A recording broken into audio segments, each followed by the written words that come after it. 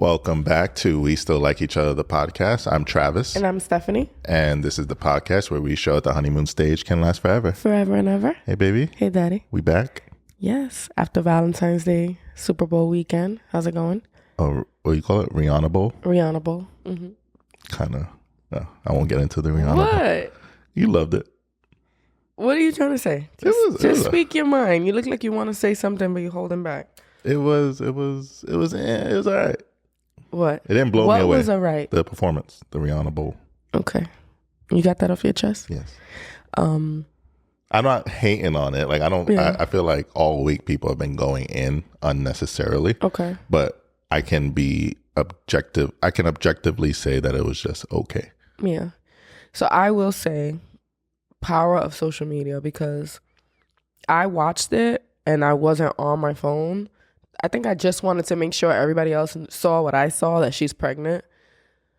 But then everybody talking about how like bad it was, and I'm like, oh, I don't want this to influence my perspective, because I didn't think it was bad. I don't think saying bad is like a little much, but saying it was just okay, I think is accurate. Yeah, because I feel like, especially like with Beyonce and J-Lo had a whole like Netflix documentary about like preparing for the Super Bowl, and it's this moment that feels so like life or death for artists. It's one of the biggest moments. Yeah, because so much exposure. Mm-hmm. And it did seem like, you know, there were like no outfit changes or huge set changes. Like she had the... Or even guest appearances. No guest, exactly. So it kind of felt okay considering the stage it was. Mm-hmm. But watching it just like without all of that, I thought it was good. I enjoyed hearing her classics. I'm also in a space where I'm like, you don't need to overwork yourself to sell whatever the hell it is you're saying, right? So I'm like, she just had a baby. She's currently pregnant. Like, I don't expect her to, because it's the Super Bowl, I'm going to do the most and overwork my body in ways that maybe I'm not ready to. Yeah. But then you ask yourself, so maybe should she have turned down the opportunity, maybe done it the next year when she could meet the expectations of like Super Bowl Sunday? Or do we accept her for who she is, where she is in this moment in her life, and take what we can get? From my understanding, she found out during the process of getting ready. Because weighing it. She found out what, baby? That she was pregnant. Okay. What we're talking about. I know. I just feel like, I don't know if it's because I'm sick or what, but I feel like you speak in codes. Like I need to clarify like what you're talking about. What? You had clarify. Because remember, we live together. We speak all day. So you're speaking to me as if I know what you're talking about. Our community has been with us for a while. They know how my brain works. So you don't want new listeners? If there's someone new listening in? Then you got to go back to episode 1 and catch up. Just clarify what you're saying. She found out during this process that she was pregnant. Mm-hmm. So it's like, what do you do? Because you do need to give these artists ample time to get prepared. I don't know. But then you can also see on the flip side, it's like pregnancy doesn't stop you from getting to work. Mm-hmm. You know, it could be a bigger... Yeah, she was there. She did it. But what you wanted her to do? Like backflips? Something. It was just, I don't know. Maybe lack of guests. I didn't expect to talk about this so long. Just wanted to kind of let y'all know I thought it was mid. Yeah, Travis always has something to say about women. Here we go. Let me stop. How you been? Has it been 2 weeks? Yeah. How's your 2 weeks been? All over the place, I guess. I'm in a space where I'm trying to still figure out my routines and stuff. So I've been really like doing a lot of deep cleaning and organizing and giving myself grace. I haven't worked out in like a week or two, but I'm also telling myself like, it's okay. When I'm in a more comfortable space with home, then I'll get back into it. Yeah. Not trying to have too many goals at once. How have your 2 weeks been? It's been pretty good. I can't think of nothing too crazy that's come up in the past 2 weeks. We had Valentine's Day, which was nice.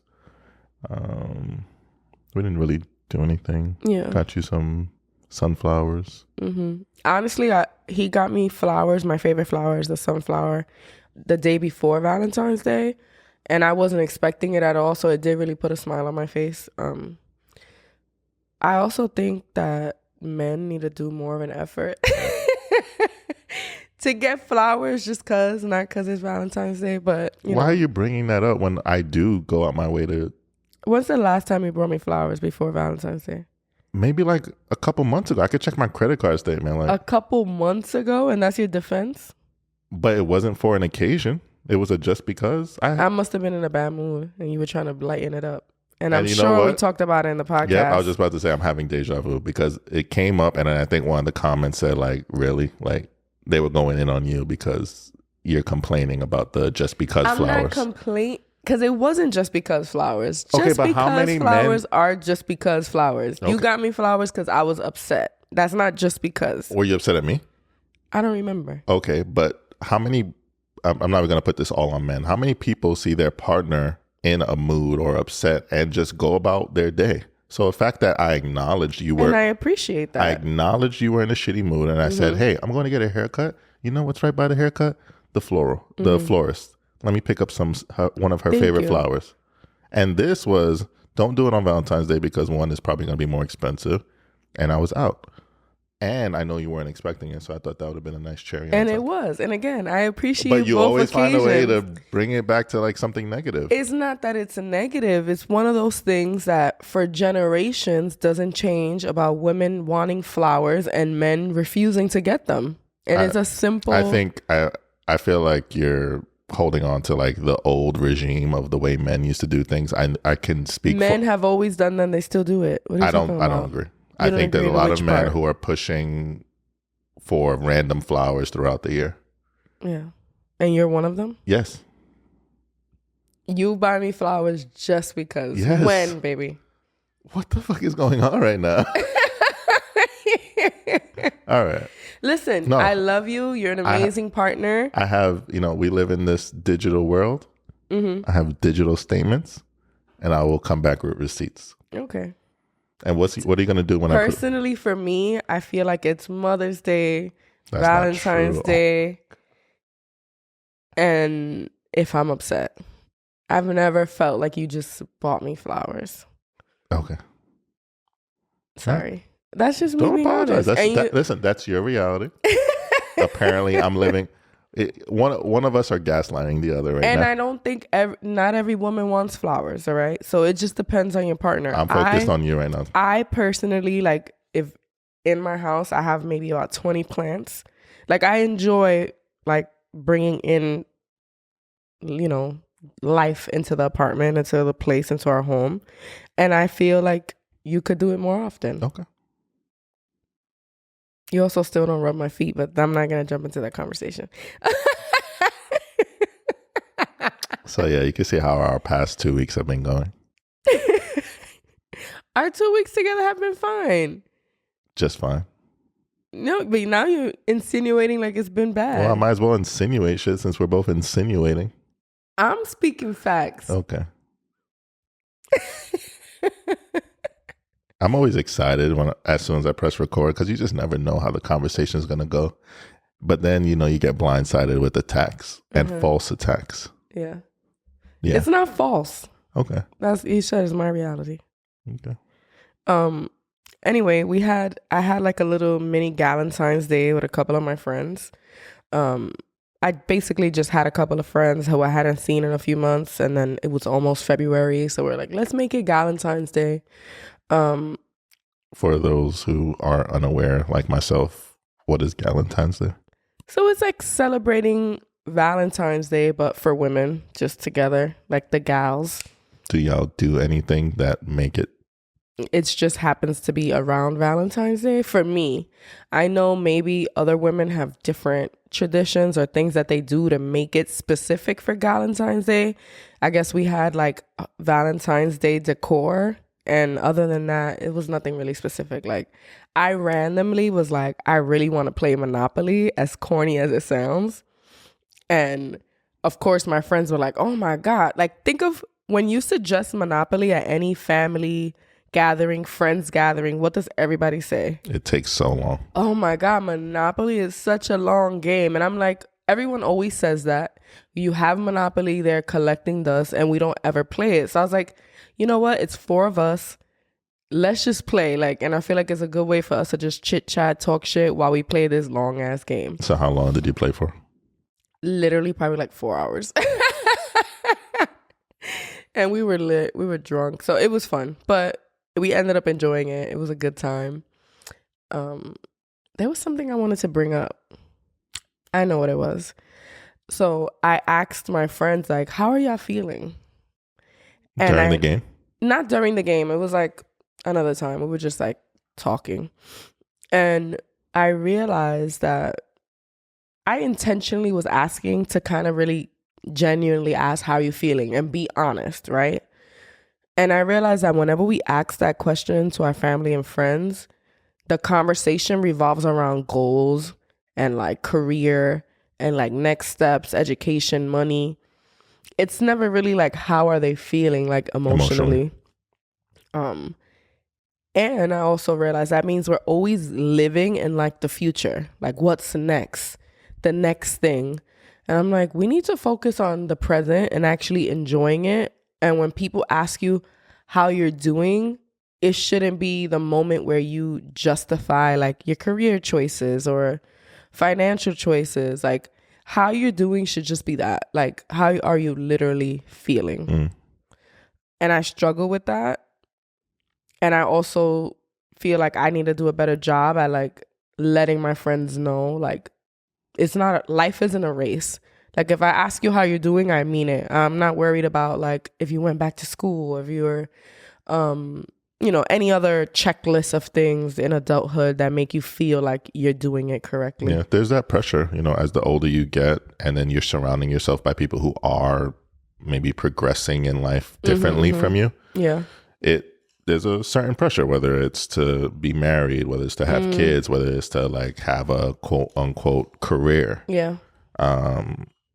I felt like that during certain points of my life, even seeing people younger than me doing it, like what I perceive as doing life on a grander scale. And I'm just like, what the fuck am I doing? And feeling kind of like lost or just having lack of, I don't know, ambition. Like feeling like you wasted time. Yeah, because, we have friends who are younger than us, maybe like 3 to 4 years younger than us, and have accomplished some pretty amazing things, buying homes, whether it's having careers that are, giving them 6+ figures. And it's just like, you start to compare, and it's just like, damn, they're killing it. Like I'm happy for them, but then there's always going to be that part of you that compares.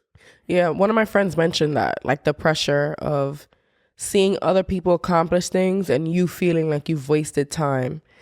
And that's very real. But I feel like within our group of friends, our friend groups, I should say, we should have a sense of vulnerability and communication that pressure isn't there.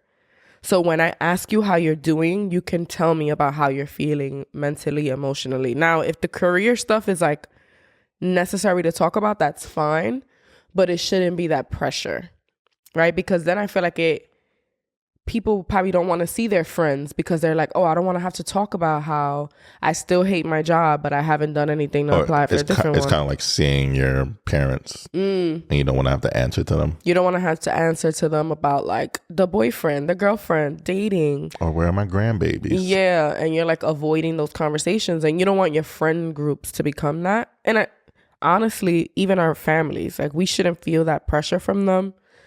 But I give them more grace because of the generation gaps. So I guess basically my point is be direct with your communication in your friend groups. And when you ask, how are you doing? If all they're talking about is like this checklist of how to do life correctly, be like, no, how are you feeling? And like redirect the conversation. We talk about communication a lot within our relationships, but within our friend groups is so important. Yeah. I even admitted to one of my friends, like, I wish I had this type of communication with you now that I have now 5 years ago, because there were so many things I wish I had the guts to tell you, but I was always so afraid to say. So yeah, work on your communication with your friends, I guess is my point. Yeah.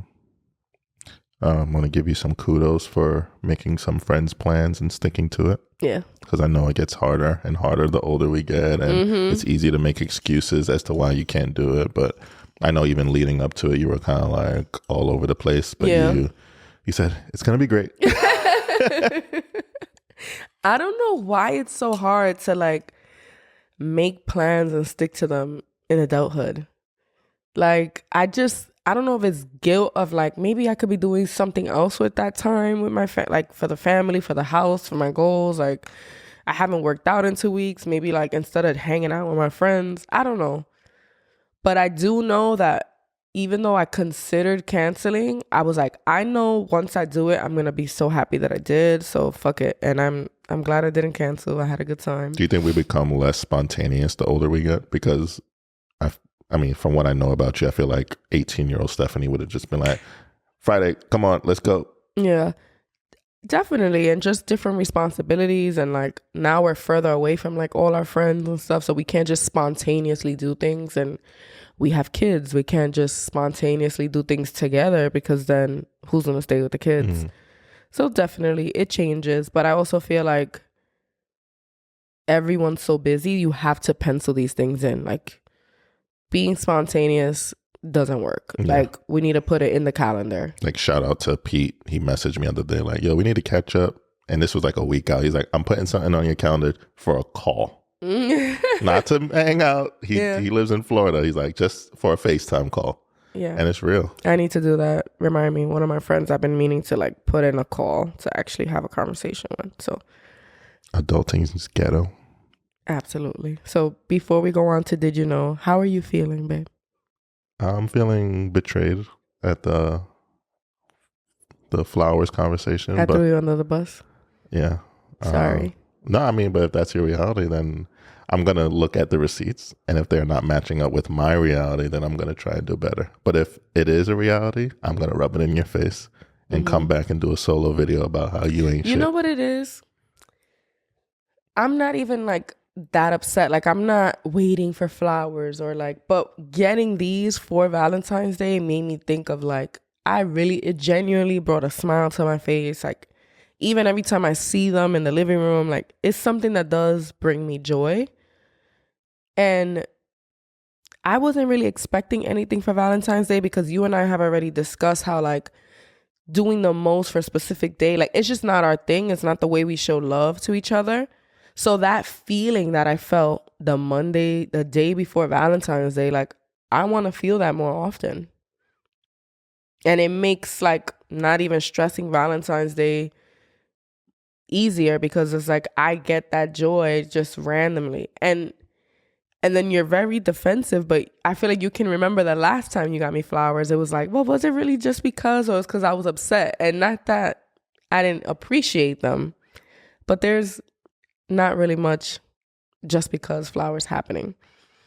And I think of the way that I do things just because for you, but I have an idea in my head. So I want you to, do you feel like there are things I do for you that are like just because, or things that I kind of just keep in the back of my mind and do for you? Why you went to laugh? What the hell was that? No, I'm just worried. I'm worried about getting this wrong. No, just what do you think? From your experience.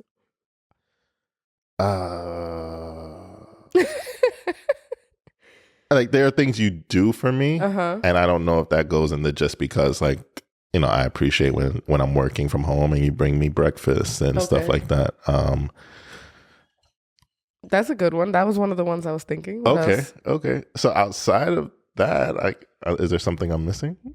I'm so scared right now. Don't be scared. I just feel like you, as like the role you have in our family, you have to be more intentional about the just because things, right? Like picking up flowers, it's outside of your routine. I feel like a lot of the things I do for you are in the role that I have in our family, right? Okay. So like I do all the grocery shopping, so I make sure to get 3 to 4 items that are specific to you, that you like. And although you probably see it as it's just what I do, I am intentionally thinking of you, right? Like if I go grocery shopping, you're like, did they have Tombstone or did they get this? Those are things I buy for you. And it's just because. And I feel like they become unacknowledged because it's such a routine. Mm. You know, like maybe if you bought me flowers every single Friday, it might lose its thing. Yeah. You know what I mean? No, I definitely understand. And that's something I have to be more aware of because there's been probably happening a lot more frequently than I care to admit. But there's been times I come home after a long day of work and you've been busting your ass like cleaning. And I'll just come, give you a hug, give you a kiss, sit down. And then like an hour later, so you're not going to acknowledge how beautiful the home looks right now or how clean it is or how organized it is. And it is very easy for those type of things to go unacknowledged. Because they're just happening all the time. Yeah. And I need my words of affirmation with certain things. Especially that. Because I know it's more than the physical. It's like a mental barrier that you're passing through to even get it done. Mm-hmm. So I feel like with me knowing that, I should acknowledge that and give you those affirmations. Mm-hmm. One of the ones it's silly, but like it's important to me is like if I cook, he's like a vacuum cleaner. So he like cleans his plate in 5 seconds. But I don't clean my plate if I don't like the food. So I want that to be very clear. I'm not just eating bullshit and then saying, Yeah. So he'll eat and then the plate's empty and then he just doesn't say anything. I'm like, so how was the food? Was it good? But at this point, you should know that if I clean my plate, and especially in like record time, mm-hmm. I had a good time. I'm not, and you can tell when I'm like, there's something I'm not really messing with. I'll be moving the food around a little bit more than usual. I know, but it's a silly thing that I appreciate. Okay. Did you know, babe? Go ahead. Move that flower just a little bit from you, but knocking it a few times. I'm knocking it on my hair. All right. Did you know? Did you know a third of British men admit to hiding in their bathrooms to get some peace and quiet, according to a study? Researchers who polled 1,000 men found they spend a total of 7 hours a year in the bathroom just for a brief peace. In addition to getting some quiet time, they also escape to the toilet to avoid the kids. Totally believe that. I feel like the numbers are skewed. 7 hours a year? Yeah. So that's 420 minutes a year. I'm going to divide that by 12 months. 35 minutes a month? No, I think it's more time than that. Yeah, definitely. Yeah, it's definitely more time than that. They're not timing it, but it's more.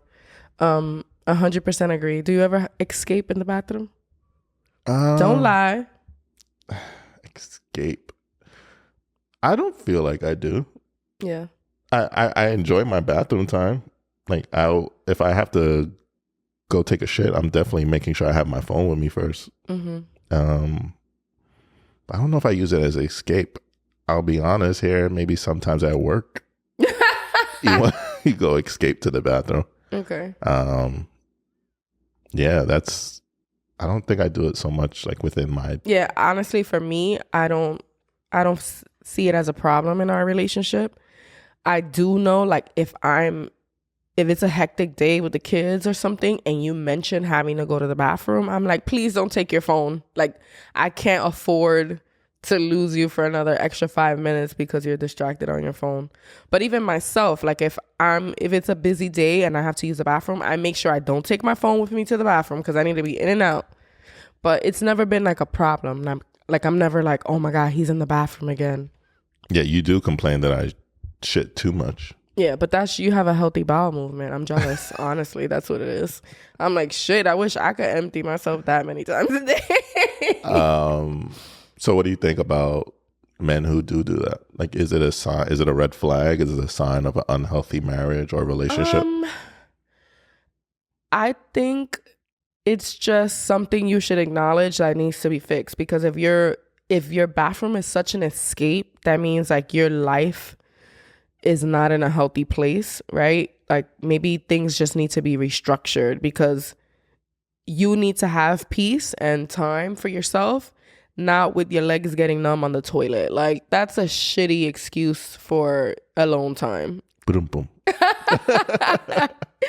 You know what I mean? So I can get like the desperation for some alone time, but I feel like you could unintentionally have your partner feeling like abandoned, right?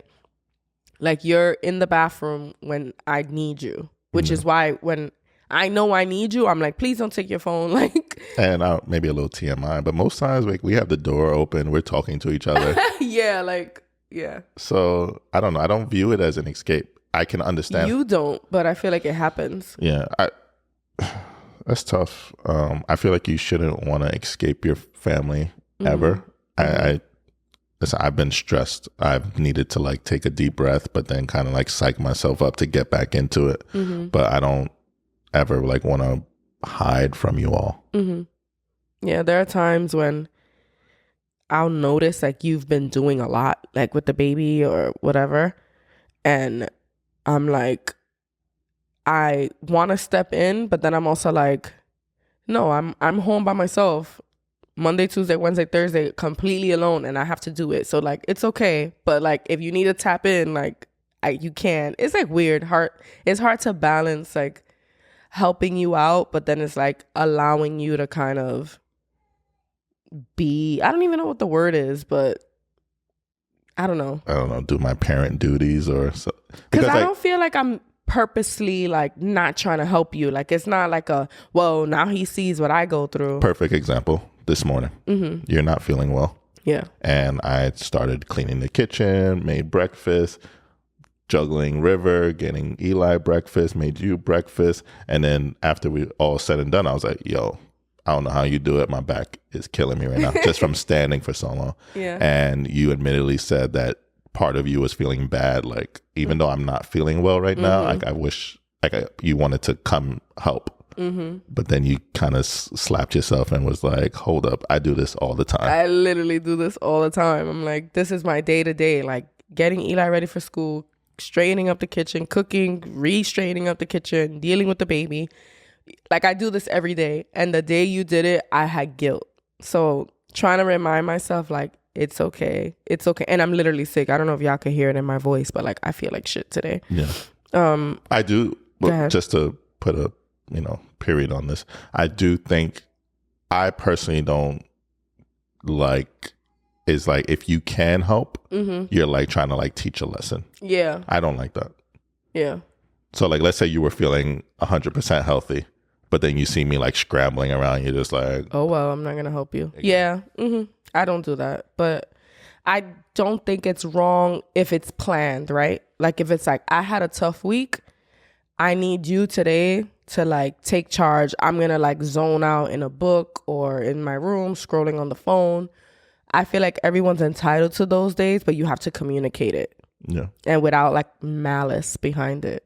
Right? I agree. All right, so now let's get into the first topic. And it's a topic I think we spoke about like 2 other times, but there's some new research and I just wanted to bring it up. And I also feel like there's been some changes in our own relationship that make me want to talk about this again. Oh boy. Travis gets so stressed because sometimes I think of things, but I'm like, save it for the pod. And then he's caught off guard. But the New York Times basically conducted a new survey about couples who sleep in separate bedrooms, and they're married, right? So in January, they surveyed 2,200 Americans, which I think it's important to have new and up-to-date information on like the statistics or whatever. So 46% of people surveyed said they had called the shared bed quits, blamed the partner snoring or tossing and turning for the change. So that's obviously one of the biggest reasons, right? They also found that there was something else in common, which is separate sleep schedules, right? Which is in this day and age, partners is not like one's a breadwinner and one's at home and they could have conflicting schedules. 1/5 of respondents said that they simply wanted a private space. 22% of the respondents said that they made the change in the last year, meaning it's new and recent, meaning if it's more common now, it's going to become even more prevalent as more and more people are feeling like comfortable doing it. You're raising your eyebrows. What's up? That's just me not agreeing. I think if you want to have your own bedroom outside of the reasons you listed, like separate sleep schedules, like maybe someone works overnight or if someone has severe snoring, I can understand those reasons. But outside of that, like you just want your own room for the sake of having. But I feel like even separate sleep schedules, to me, it would have to be like similar. Because completely opposite, y'all could still have one room. True. You sleep during the day, I sleep at night. So, why do you need a separate room? I take that off my list. But like the snoring, I know some people have like, medical reasons for that and stuff. But then I'm having deja vu. If you have a medical thing, go get it treated. Yeah. So long story short, I don't agree with any of this. If you want your own room, be single.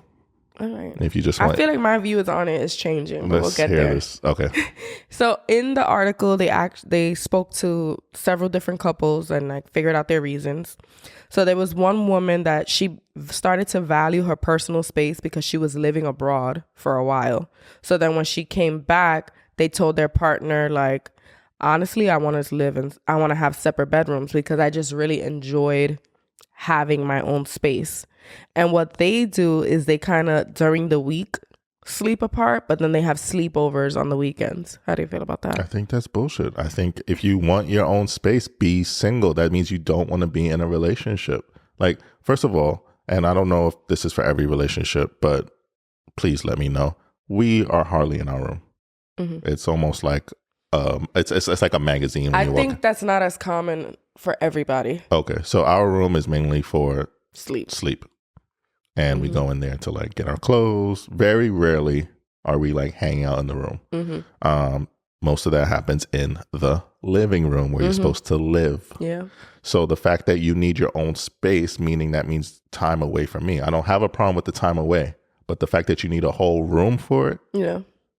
I was thinking that like we have, over time, like our bedroom has become like just a place for sleep. It's calm. There's like no art on the wall. It's become, even now, I had like a decorative blanket and a decorative pillow that I would throw on the bed after I made it. And I realized like that's just an extra step of me having to clean extra shit and organize extra things. And I got rid of them. I want the room to just be very simple, streamlined, like only what's absolutely necessary in there. So it's not like a personalized space. I don't think it's anyone's style. It's just simple. And I don't have a problem with people having their own space for their activities. Right now, our loft is that's your domain. You have your exercise pole in there, your desk, your bookshelves. That's all you. Yeah. So I was going to say, I understand people wanting maybe like their own office. Exactly. And for as long as time, I always remember growing up hearing about the man cave. Oh, I have the arcade system in there, the video games, the sports, the pool table. Like that's just something that's just, at least in American culture, that's like a norm. Yeah. Right. But sleeping together, I feel like is very important. There's nothing wrong with, oh, I fell asleep in my office. Hey, but my partner came and got me. Yeah. But the fact that you like, I'm tired, I'm going to go get the blanket and snuggle up on this couch, that there's a problem there. I don't think that's healthy. I think maybe some people are just not compatible sleepers, but maybe they're compatible in a million other ways. Are you compatible lovers? Yeah. I feel like the two go hand in hand. If your love making is on point, then y'all can sleep together comfortably. I feel like over time, my opinion on this is changing. Let me hear this shit. I just feel like if everything else is good and you just aren't compatible sleepers, like one of you sweats a lot in their sleep, or one of you pulls the blanket all the time or pushes the other one off, or snoring is keeping one person up, I don't think it should be a deal breaker if everything else in the relationship is good. Like if he buys you just because flowers all the time, like I wouldn't just throw the whole relationship away for that. As you were going through your list, I thought of something you do in the room. And you know what I did? I adjusted. I just accepted. What do I do? You pull the covers. I wake up many a nights cold as fuck because all the covers are on you. And I don't think we've had a conversation about it. So I just get them back on me and go about my night. But you're very like passive when it comes to those things. Some people aren't. You know, there's easy solution to that, I feel like one of the previous times they talked about this, people talked about how they have separate blankets. We can easily have separate blankets. I don't want to sleep by myself. That's not by yourself. It's in the same bed. I like touching body parts. Let me feel your toes. Let me feel your butt. If I want to do a reach around. We went from toes to butt real quick. But if I want to do a reach around and grab a boob, like that should be my prerogative. I don't want separate blankets to get in the way of that. You know what else? You fall asleep very easily. So I feel like even if you got cold and I took the blanket, you reaching over for the blanket isn't really going to disrupt your sleep. Like you'll just knock right back out after. Some people struggle with that. Like if they're cold because you stole the blanket, now they're going to be up all night, and it's really going to affect their life, their day to day. I just don't. I don't. Well, I'm not gonna let you get away because I want to hear how your views have changed on this, because it sounds like you want to bring in some personal shit. No, okay, so let me start off by saying I don't want to sleep in separate bedrooms. Oh, okay. But I'm sick. River's also sick, which is what mostly happens because I'm with him all the time and he's on top of me. Since he's been sick, he's been like getting up at night, and it, like, you know, the stuffiness, whatever, it wakes me up. And then recently, you kind of snore now more that I didn't notice. I have also been not feeling well. Yeah. So anyway, him waking up and then me trying to go back to sleep while you were snoring was chaotic for like 2 nights. Like I just was so stressed. It's like 3 a.m. I finally got River down.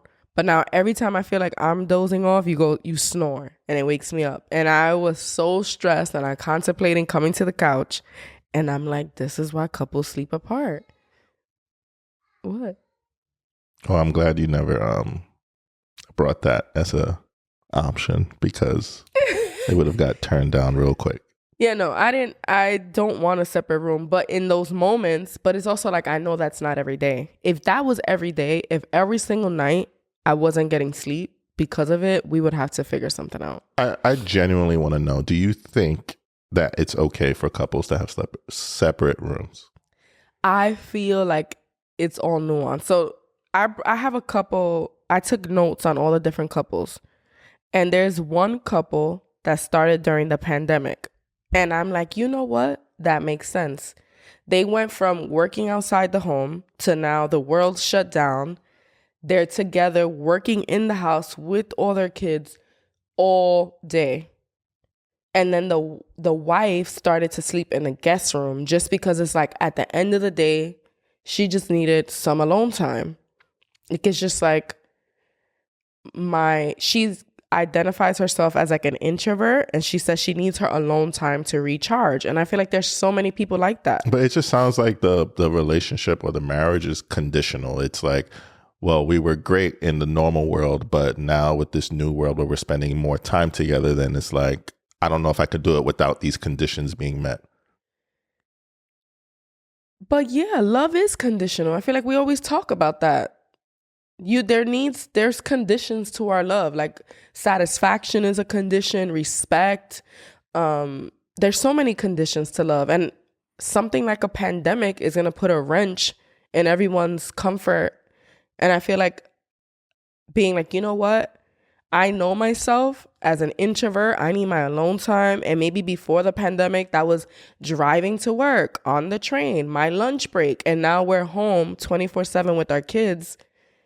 Maybe the way I can feel myself is just at night, go to the guest room and have my own little alone time. Listen, I don't know the studies. Maybe we'll bring this up on another episode, but there's a lot of couples that broke up during the pandemic because a lot of people weren't used to spending that much time together. And imagine if all they did was sleep in the guest room, it would save a lot of marriages. Save or prolong the inevitable? I think save. I think there's nuances to everything. I feel like if you and I decided we're sleeping in separate rooms, we're probably on the rocks, right? There was so they also interviewed like some sex experts or couples therapists, and one of them was asking, is it really because a partner tosses and turns too much, or is that an excuse to avoid talking about bigger problems at home? or a confrontational way to escape an unhappy pairing. What are you pretending to know? She said.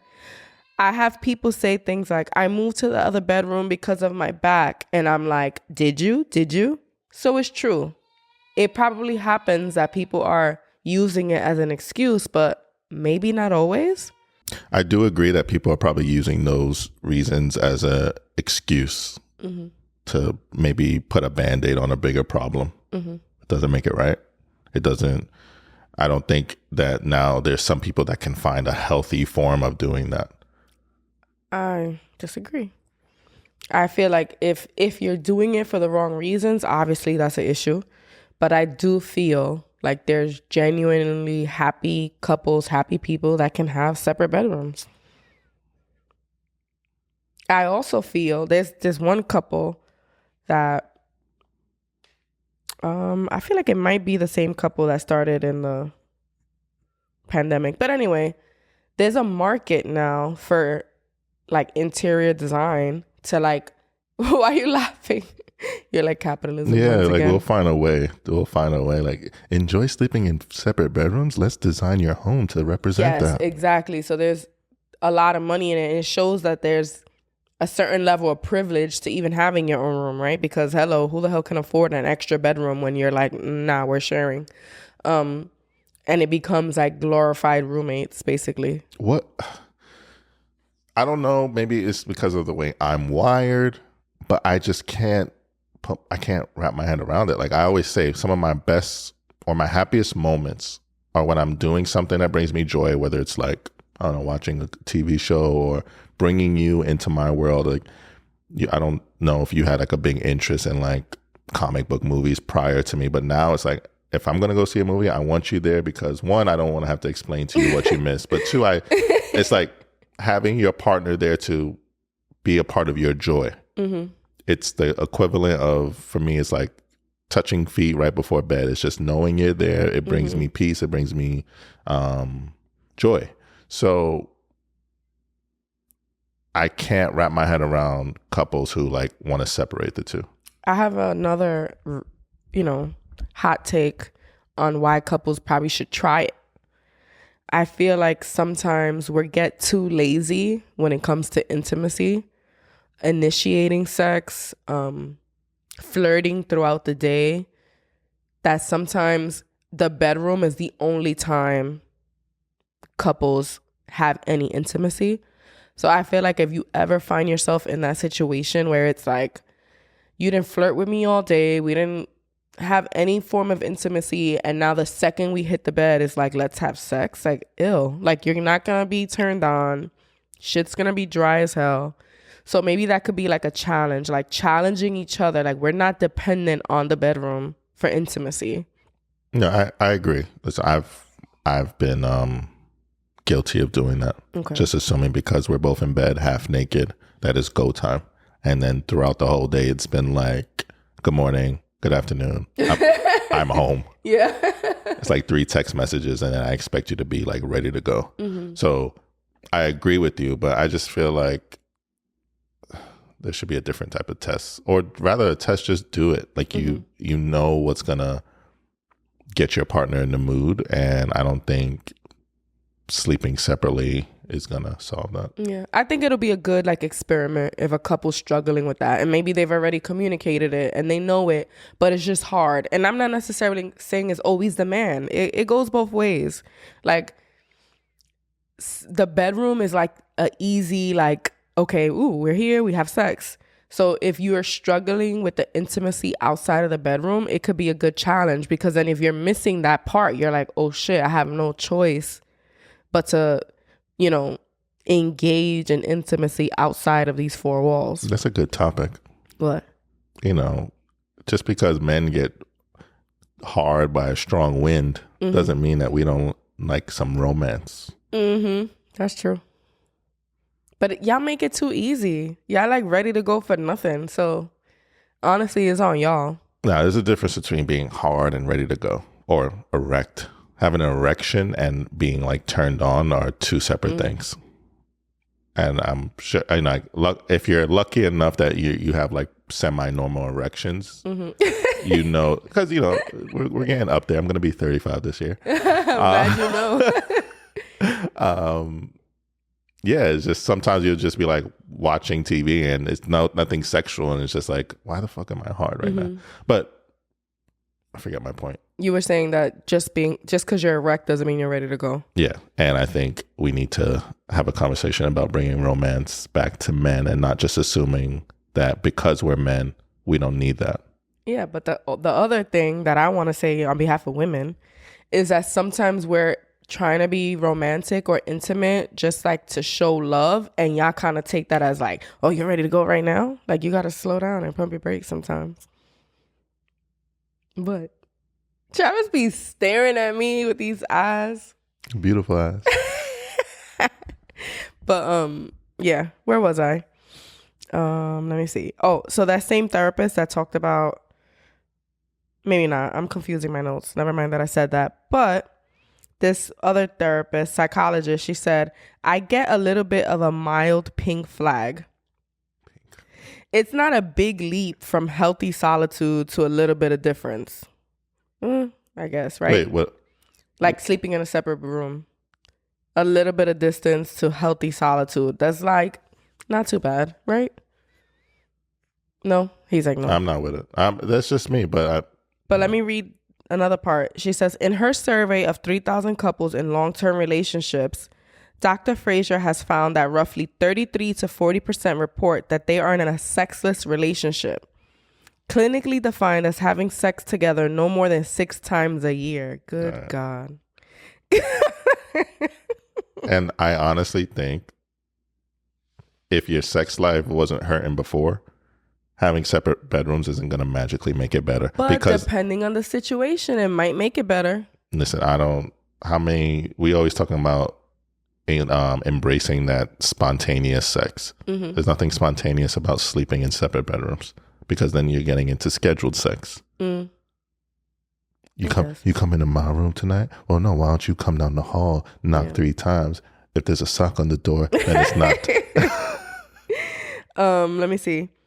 She says, take away the snuggle time that happens in a shared bed and the sex might soon go too. When you sleep in the same bed, sex naturally happens. We marry for love, and therefore we want to be in the same bed and have sex with each other. I agree, but I also feel like it depends. Travis is like, no, fuck out of here.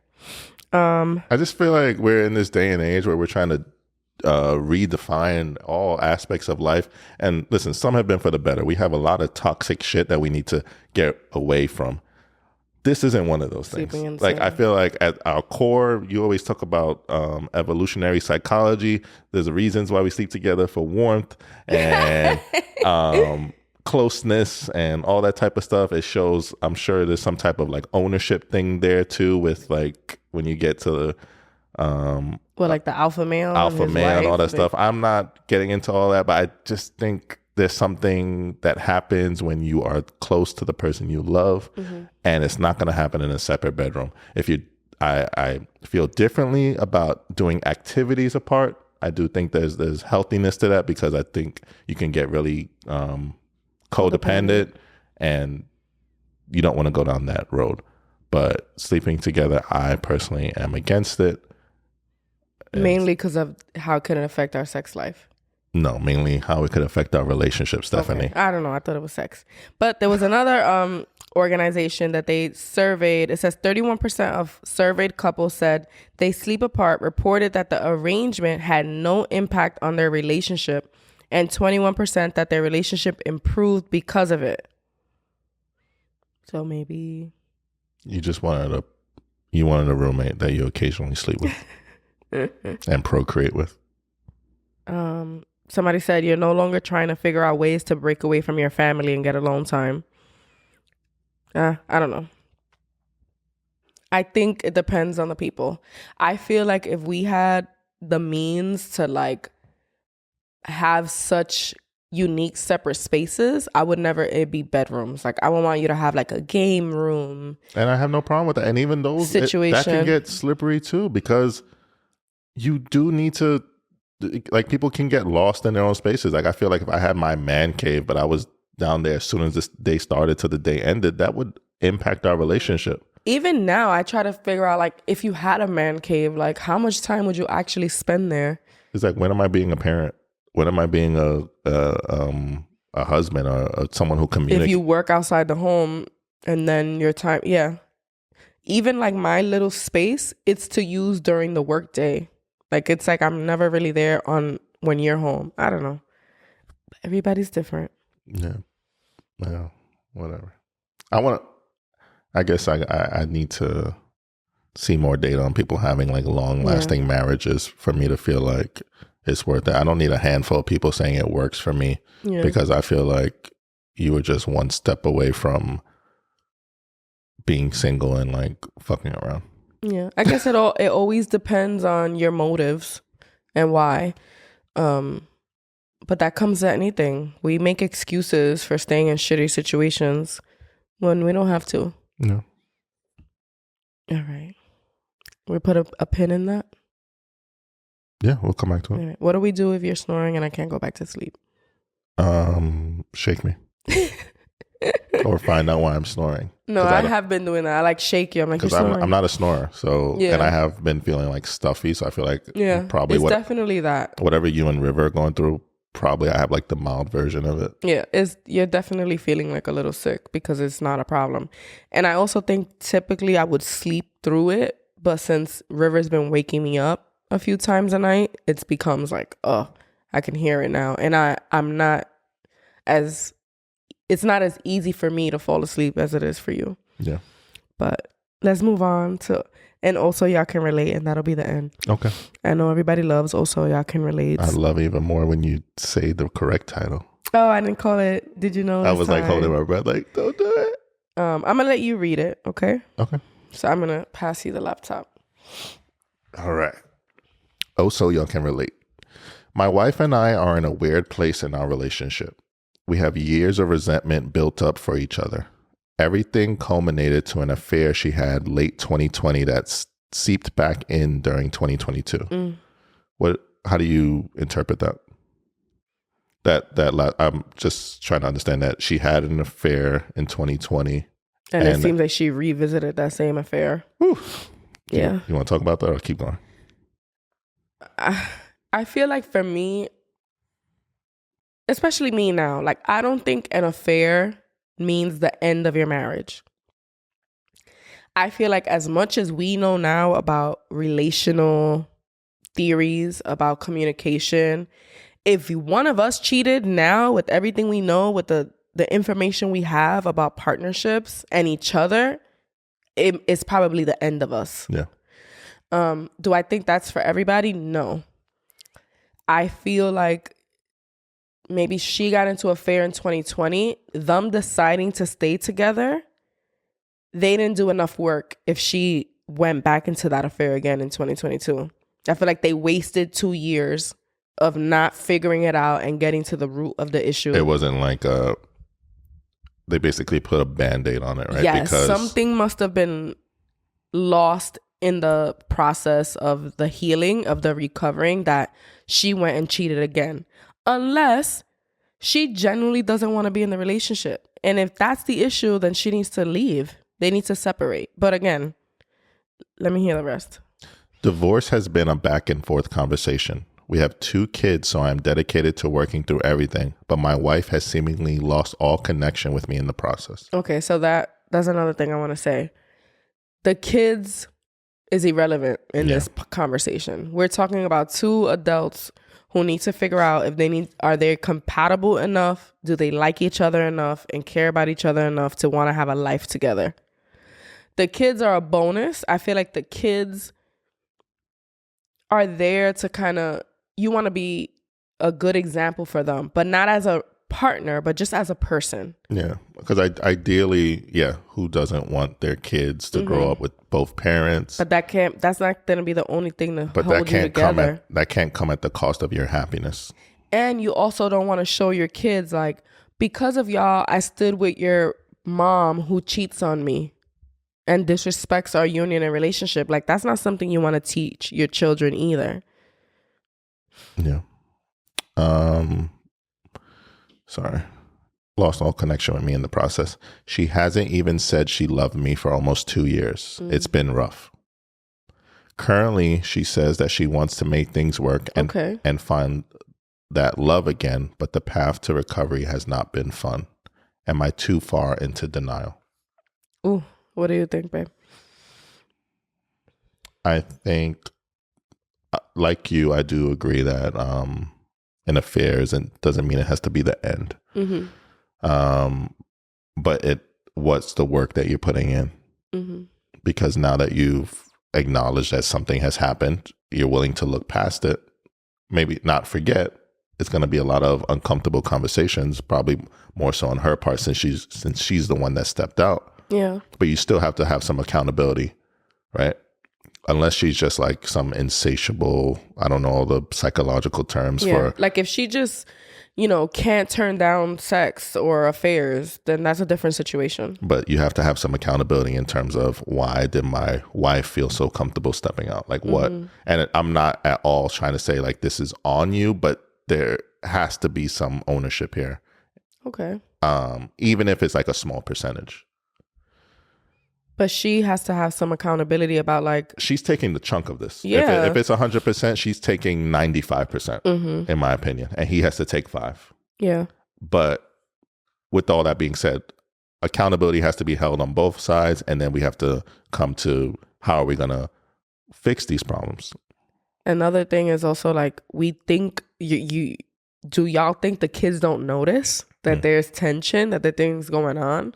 Eli's about to be 9 in a couple of days. When things are a little weird between us, he's definitely pointing it out. What about when things are good? Remember what he said the other day? Oh yeah, was that when I brought the flowers? That day too. I don't remember. I think he said 2 separate things, but one day he said, I randomly think about my life, and I didn't know what he meant by that. I'm like, what do you mean? He goes, I'm like what? He goes, my marriage. And I'm like, you want to be married? He goes, yeah. Like he looks up to us and wants that for his life in the future, which I think is beautiful. If we had a lot of tension and we were at odds and we didn't look like we liked each other or loved each other, he wouldn't want that for himself. What did he say the day of the flowers? I think it was that. Or he thinks about his wedding or something. Yeah, it was marriage. But I'm very proud of that because at Eli's age, I wasn't that girl who fantasized the weddings and marriage or any of that. Yeah, same. So it makes me like happy in a sense that he looks up to us in that regard. Yeah, I never looked up to any couple growing up. Yeah, me neither. Maybe like movie ones and TV, like fictional, but not like in my life. Yeah. So back to this guy. He ended this with, am I too far into denial? No, I don't think you're in denial. I think you're very aware of what the reality of your marriage is. I think what needs to happen now is some type of plan, right? They need help, I feel like. Yeah, it's definitely not going to get done with just you two and a notebook. Yeah. Like it has to be like professional help. Yeah, they should definitely see a therapist or a mentor or something. What's your thoughts on mentors? I feel so. My thoughts on mentors might be a little biased because I'm currently in the process of like being a relationship mentor / coach myself. I feel like they can be very helpful and very necessary depending on the situation, right? Because you think about therapists and it's their job, it's their license, but for example, I saw a therapist and it didn't work out for me. I had a friend who had a therapy session while they were here. And when they came back, they're like, honestly, I just told her everything I sat here and just told you. Like, therapy is overrated. I don't think therapy is overrated, but I feel like it's not for everyone. And maybe you find a mentor or a coach that you just connect with, that it just makes sense. It just works. They understand you and your unique problem. So I don't knock that. Some people don't have health insurance and they can't see a regular therapist. So maybe mentorship and coaching is just better for them. So I think it all depends. I feel like just make sure it's someone you value their opinion, someone who's going to be committed, because even my therapist was rescheduling our sessions late. So the same standards you would hold to a therapist, you would hold to a coach or a mentor. So I guess that's my view on it. Okay. So the point being is that you should be seeking some type of help. What that looks like, that's your preference, but you're not going to solve this with just you and her. And being very intentional and having open communication week to week, setting up goals and plans, and it's going to get ugly because you have to confront the infidelity, the why. And it's going to force the ugly to be revealed, but you got to do it. Yeah. It's tough because revisiting that is going to bring up a lot of feelings, and part of you may want to know things that I don't think are going to be beneficial to the healing process. We just when things like that happen, you tend to like want to know every dirty detail, and understanding that some details are not necessary to know. Because I feel like when I talk about the ugly is going to come out, is more so facing what happened in our relationship that caused me to sleep out. Not every detail, like I met him at this hotel at this time and I wore this lingerie. Like that's stuff you don't need to know. Travis is gagging over here. But I'm talking about the why. What did this person do emotionally, physically? What was I missing? What was I trying to fulfill in my life that you weren't? That's the ugly I'm talking about, not the nitty gritty details of what happened, and why did it happen again? And clearly I feel like this woman, if she didn't want to be in the relationship, she could just leave. I'm assuming. Yeah. And I mean, there's things that I'm sure have the answers to that we don't know all the details, but it's like, I'm hoping, not that it makes it any better, but I'm hoping that the affair in 2020 and 2022 are the same person. Why? What did that make a difference? Because to me, it's just like, I can understand how maybe feelings got involved on her part, and then she went up going back to this other person, and it's not just that would scare me more. So this person's been in the background for 2 years. Yeah, that's true too. That would be scarier for me. That would make me think like this is a whole separate life you're living with this person. Maybe I don't know. I guess they're both shitty scenarios. Whatever, doesn't matter. I feel like the common thread here is whatever happened in 2020, they never resolved it. They never figured it out. That allowed it to happen again in 2022. Yeah. So I don't think you're in denial. I don't think your marriage is over. I think it's just going to take a lot of work and a lot of professional help in order for you all to even start to see the light. And I think that's something that before you even begin this journey, that's something you both have to be honest with each other on, is like, are we willing? Because it's going to be rough. It's going to be hell. Yeah. For us to even get something of a relationship back.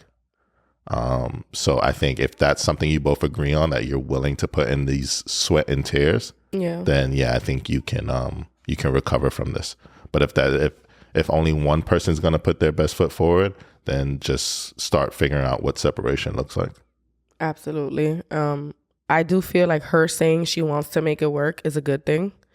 Clearly you want to make it work. Stop relying on the kids as the reason why. Like, think about each other, your friendships, why you got together in the first place. Is that still there? Can we bring it back? The honeymoon stage can last forever, but with work. So what did you stop doing for each other? And then she also has to do work. Like, me personally, like, if my partner cheated on me not once but twice, I would be like, you need your own therapist. Like, you need to figure out your own behavior and your own inner demons or child, whatever, that's causing you to behave in this way, on top of us having a couples counselor or therapist or whatever.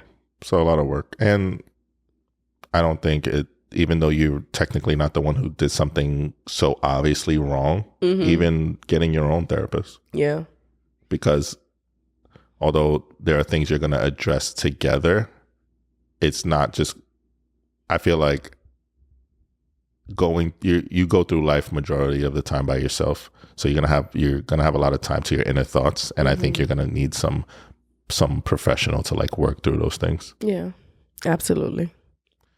Whew. Oh, so y'all can relate. If you made it this far, please leave us a 5-star rating on your favorite podcast platform, Apple, Spotify. If you're listening on YouTube, leave us a like, subscribe, leave us a comment. Let us know what you thought about today's episode. And if you want to support us, we do have merch on our website, WeStillLikeEachOther.com. We also have a Patreon with a tier that's $3 a month, $7 a month, or $12 a month. I just had to pay for the New York Times to have access to this information about the sleep. So, it does cost us to maintain this platform. So any little bit counts. And if you can't, then please share with your friends and family. The more people who listen, the better for us in the end. Yeah. Shout out to I don't know what you call them. We went to the movies the other day and the guy's like, "Hey, aren't y'all from TikTok?" Yeah. That was dope. Hopefully he went and listened to the whole podcast. Yeah. My love. Daddy. Do you still like me? I still like you. Do you still like me? I'm going to think about it after I look at my bank statements for these flowers. But you see, this is where the issue is. Because instead of you trying to prove me wrong, you could just do better. Just do better. Yeah. All right. I love you. I love you. I still like you. I still like you too. Peace, y'all. Peace.